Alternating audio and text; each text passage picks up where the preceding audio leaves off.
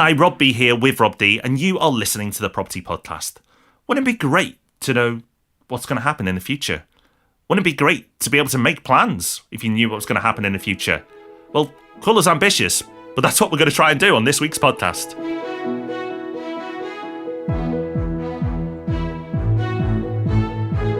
Yes, welcome to the Property Podcast, where every Thursday property investors come to be informed and inspired. Today we're talking about how you should be investing over this next 7 years. Not to spoil it too much, but we believe that we're entering a new phase of the cycle. We're explaining what that means for you and what actions you should be taking as the years roll on. And stick around to the end because we've got a recommendation of another podcast for you. Not one of ours, which is a real must listen. Rob, I am very happy with this week's news stories because we've got two train stories. I don't know how this has happened or who had a say on how these were selected this week. Okay, it was me. But I'm really happy that we have got these stories in because they are important. They are massive news for property investors because we talk a lot about infrastructure projects and how important they are to capital growth prospects of different areas. And I'm pretty sure everybody now is aware of the HS2 project. It's got a lot of press over the last few weeks. And that's why we wanted to bring it to your attention this week, because it seems finally that it will get the green light. Now, although it's not official, both the Chancellor and the Prime Minister have both endorsed the project.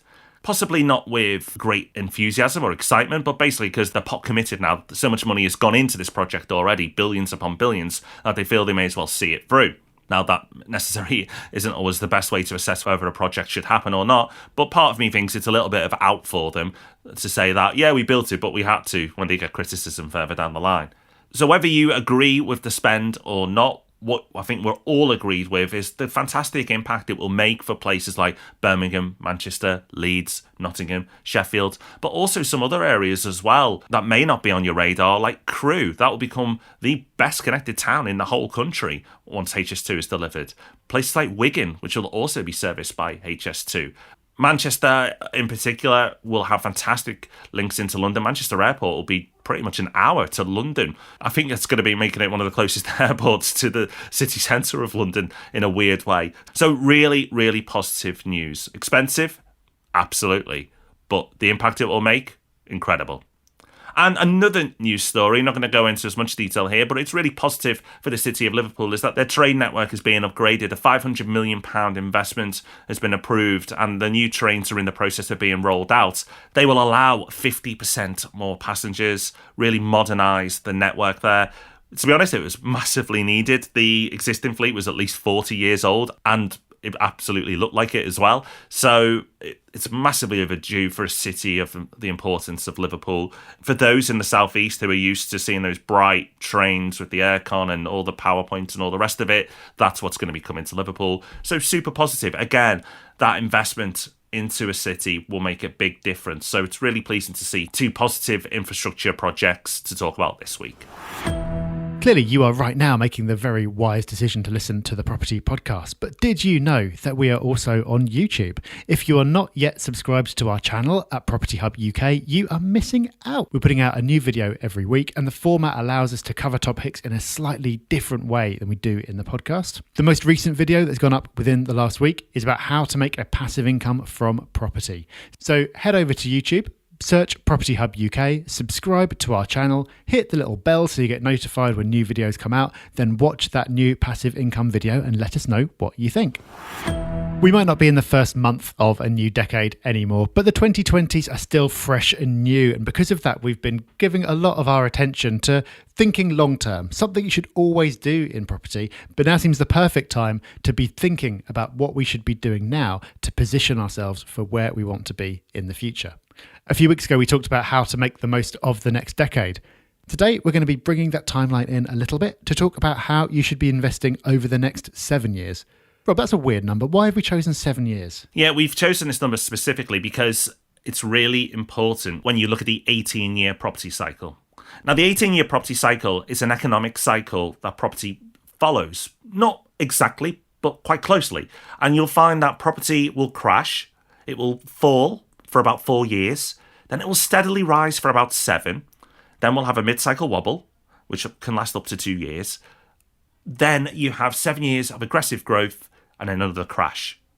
And The reason why we love the 18-year property cycle is it gives us a strong guide to be what we should be doing and when, but also gives us confidence for what's coming next. Now, so far, this current 18-year property cycle has been pretty much bang on.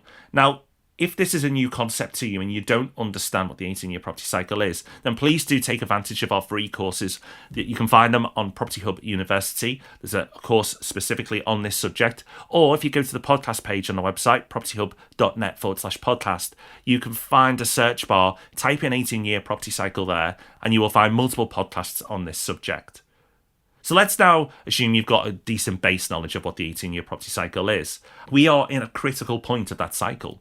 We are just exiting the mid-cycle wobble, and we're about to start a 7-year growth phase. And it's the most aggressive growth phase of the cycle. So lots of money can be made in this cycle. So we want to take you through year by year of what you should be doing in this phase of the property cycle. Over the next 7 years, we're going to guide you on what action you should be taking and when.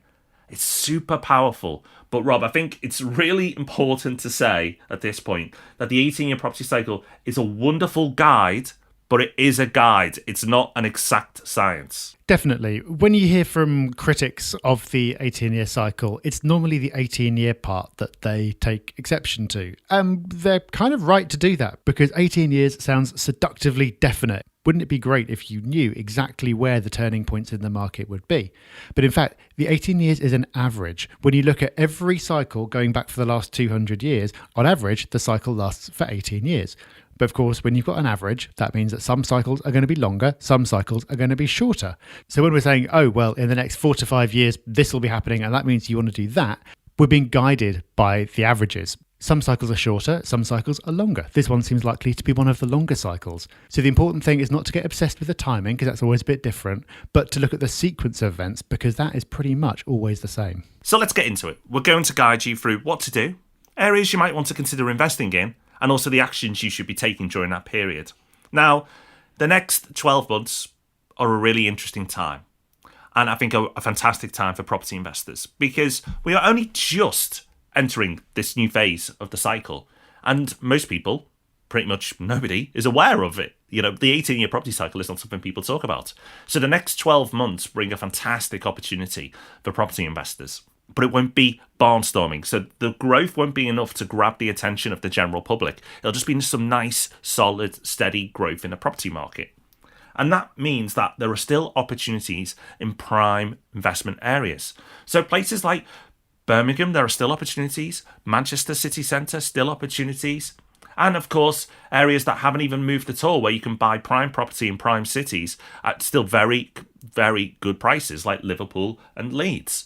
So you've got these cities that are fantastic in terms of their fundamentals, their economic prospects, and are absolutely considered the prime cities in England. But they are still very much investable. In a few years' time, they won't be. The best times were the past and the opportunities are gone. But right now, you can still buy prime stock in prime areas at great prices. And if it suits your strategy, you should probably consider doing so. Now, over the next 12 months, something that's going to be capturing a lot of attention still is Brexit. The decision has now finally been made and there's some certainty around that. But over the rest of this year, there will still be negotiations going on. That means that right now we're seeing a little bit of a spike in activity because some people have got the certainty that they need to make moves that they've been delaying for the last couple of years. But there are going to be people and businesses still sitting on the sidelines waiting to see exactly how things play out. Now, we've had a lot of questions from people in the past saying, like, because of Brexit, does that mean that the property cycle will stop applying? It's not going to happen this time around because Brexit is such a massive event. And my answer to that has always been, well, if you pick any 18-year period, there's always some massive event going on. So it's not going to change the order of events, which is based on mass psychology and fundamental economics. That's all the same. But it can have some impact on the timing. So we're not most likely going to go into a full-on boom over the next 12 months while this is still all playing out. But to us, it seems like once the next 12 months is out of the way, exciting things are around the corner. So in summary, this next 12 months is a great opportunity for the educated investor. Most people don't understand or have the awareness of what's happening. So be brave, be bold, take action. Don't wait for the media to grab hold of it and start to give it attention and other investors take notice, because those opportunities you're looking at today won't be there in a few years' time.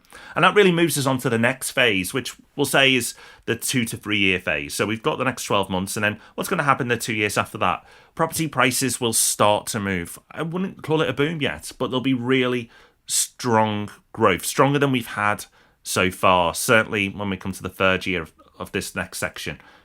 And you may find that opportunities in the prime city centres are a little harder to come by. Maybe not impossible, but you're going to have to work harder to get them. Absolutely, that's a given.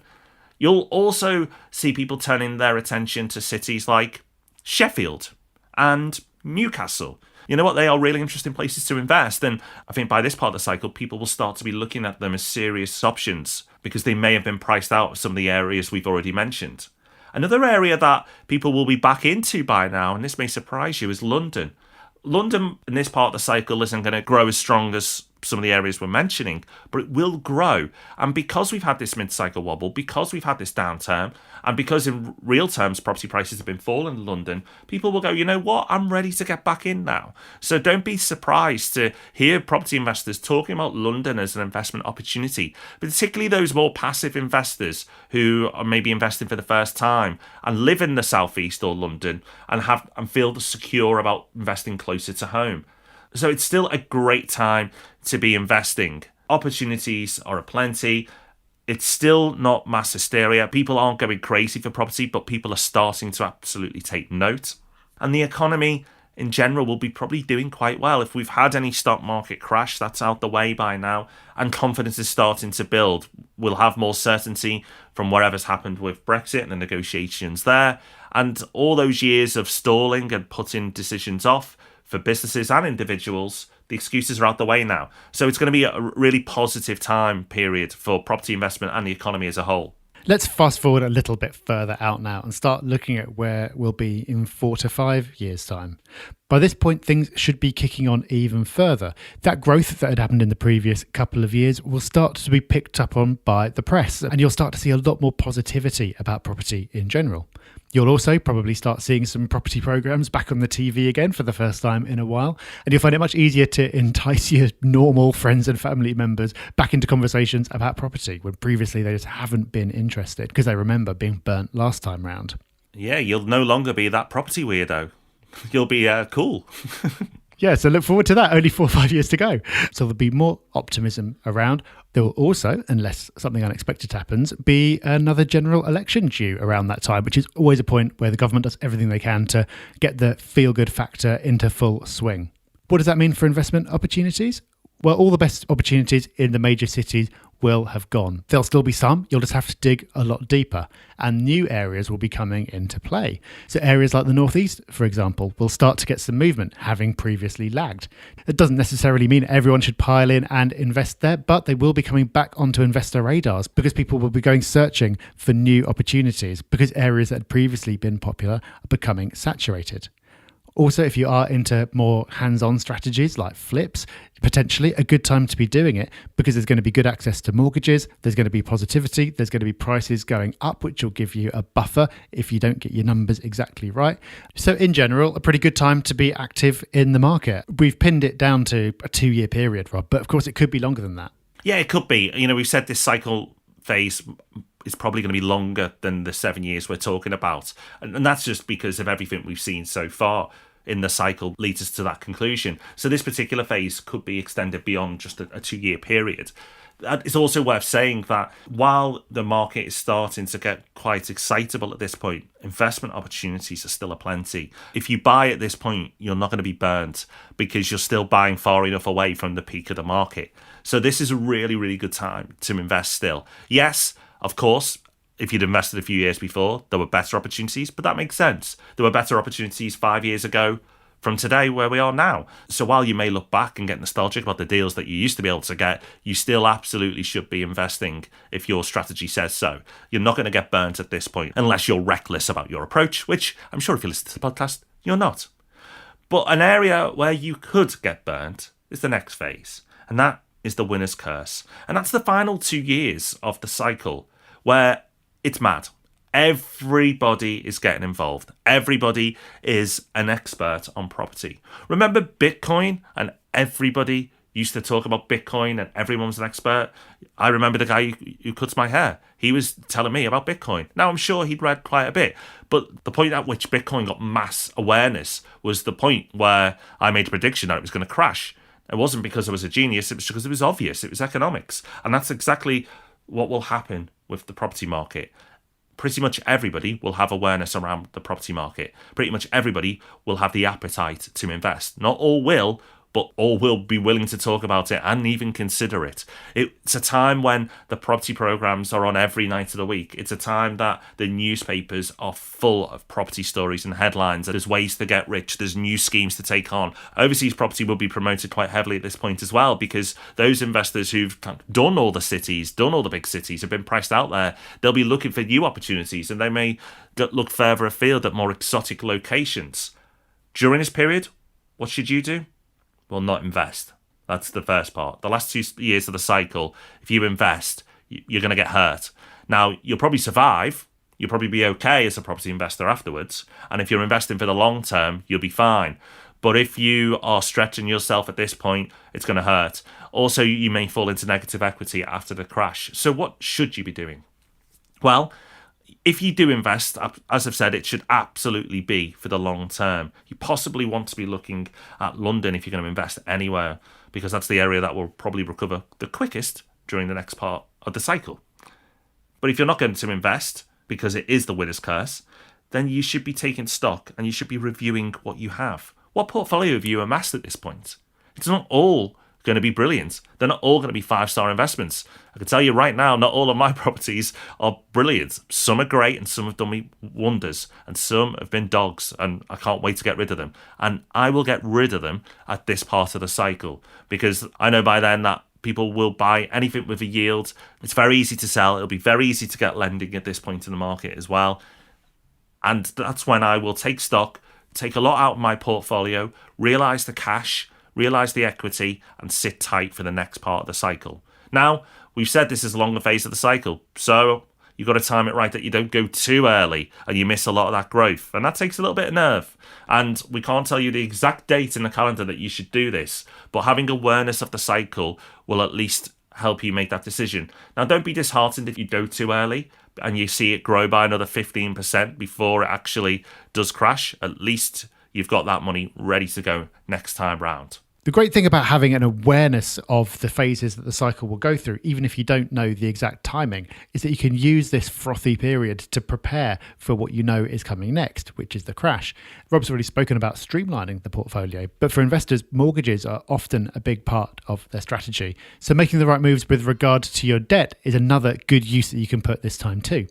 For some people, this might be deleveraging, so paying down as much as you can, or if you have sold properties, using the money that you've released to pay down mortgages elsewhere.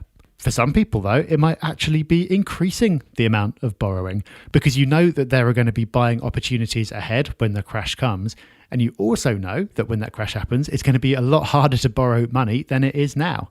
That attitude is going to depend on your attitude to risk. It's going to depend on how much ambition you've got to grow your portfolio at that point. And it's going to depend on interest rates. And we just don't know what they're going to be at the time. But the key is to be using that time, not to be buying more, but to be preparing for what comes next.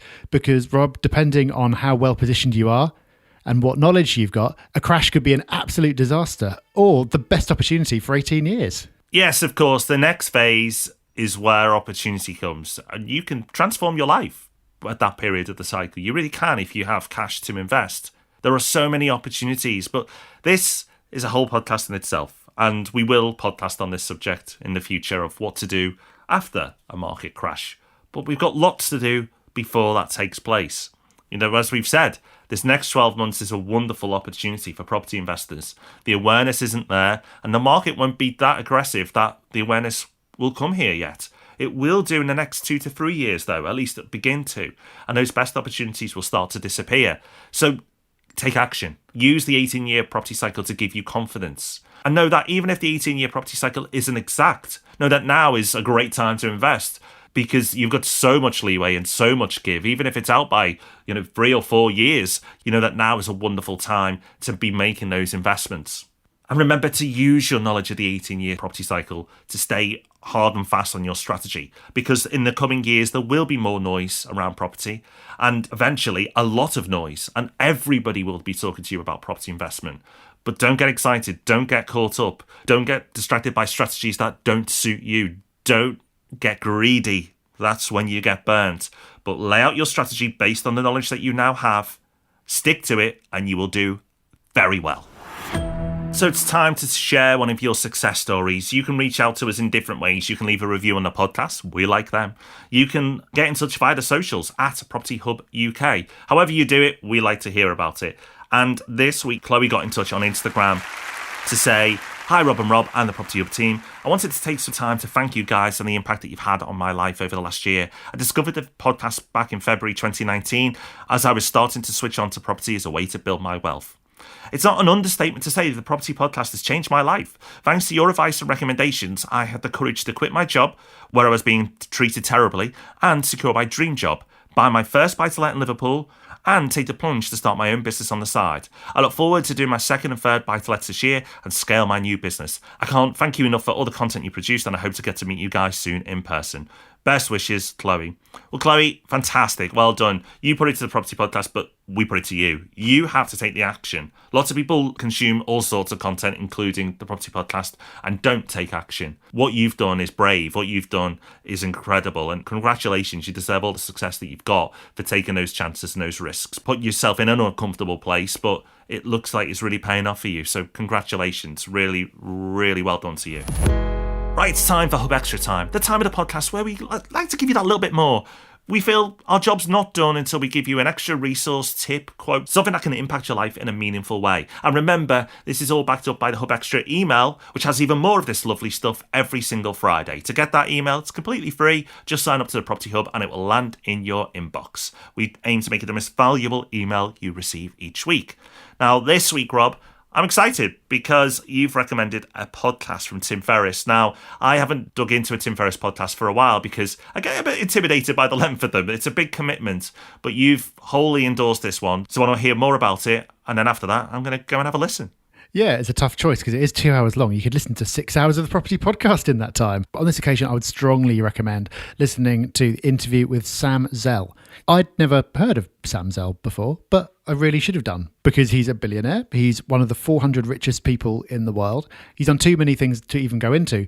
But one of the most notable for our purposes is that he created one of the biggest real estate investment trusts in the world, which became at one point the biggest owner of apartments in the whole of the US. So he's done a few things. He's into his 70s now, and it very much reminds me of Ray Dalio, another billionaire who just seems to be in a place where he's got so much perspective from everything that he's seen over the years and wants to share some of that knowledge. There's loads of fascinating stuff in this interview, especially when he talks about what he sees the future of the markets being like and what he has to say about the role that interest rates will play in that, which is something that I don't think gets talked about anywhere near enough when talking about market cycles. So to avoid this podcast becoming of Tim Ferriss-esque length, I'll stop there, but I strongly recommend you check it out and you'll find the link in the show notes. So that's us done for another week. We'll be, of course, back next Thursday. If you've not subscribed to the podcast, make sure you do that now so you get it in your podcast feed.